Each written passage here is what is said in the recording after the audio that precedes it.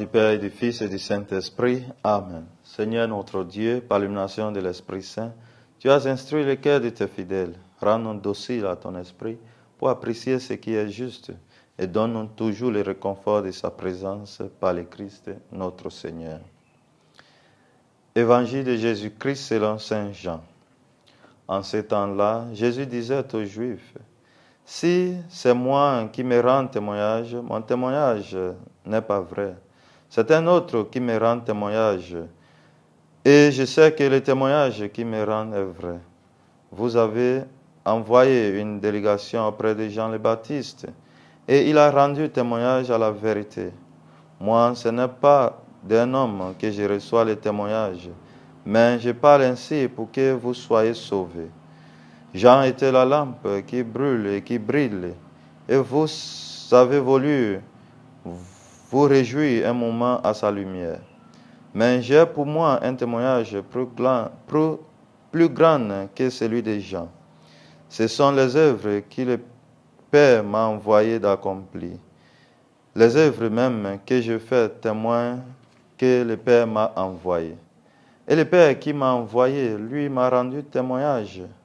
Vous n'avez jamais entendu sa voix, vous n'avez jamais vu sa face, et vous ne laissez pas sa parole demeurer en vous, puisque vous ne croyez pas en celui que le Père a envoyé. Vous scrutez les Écritures parce que vous pensez y trouver la vie éternelle. Or, ce sont les Écritures qui me rendent témoignage, et vous ne voulez pas venir à moi pour avoir la vie. La gloire, je ne la reçois pas des hommes. D'ailleurs, je vous connais. Vous n'avez pas en vous l'amour de Dieu. Moi, je suis venu au nom de mon Père, et vous ne me recevez pas. Qu'un autre vient en son propre nom, celui-là, vous le recevrez. Comment pourrez-vous croire, vous qui recevez votre gloire les uns les autres, et qui ne cherchez pas la gloire qui vient du Dieu unique? Ne pensez pas que c'est moi qui vous accuserai devant le Père. Votre accusateur, c'est Moïse, en qui vous avez mis votre espérance.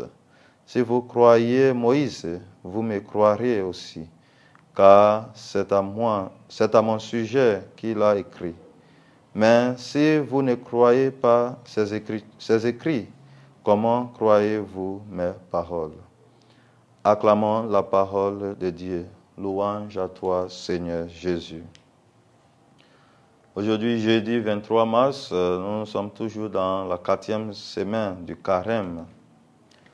Moïse est la figure la plus importante de la race de la religion d'Israël.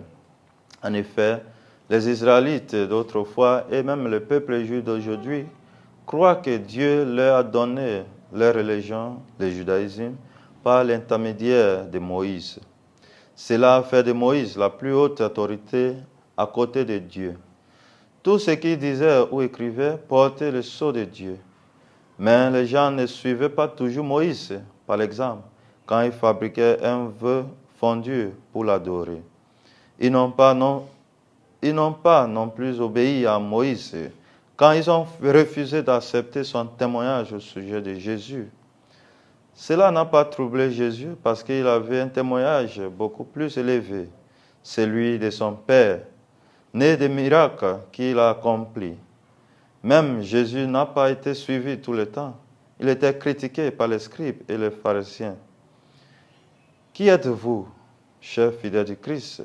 Vous serez critiqués, attaqués et même condamnés, pas à cause de ce qui est mauvais, mais pour ce qui est bon.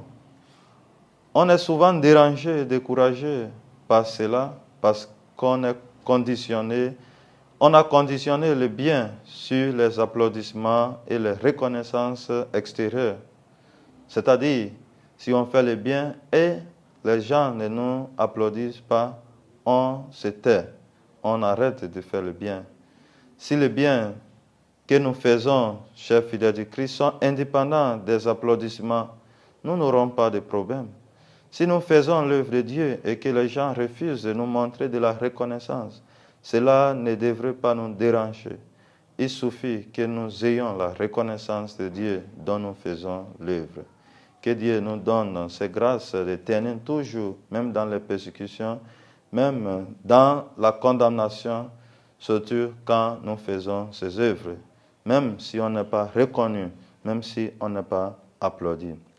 Et que Dieu Tout-Puissant vous bénisse, le Père et le Fils et le Saint-Esprit. Amen.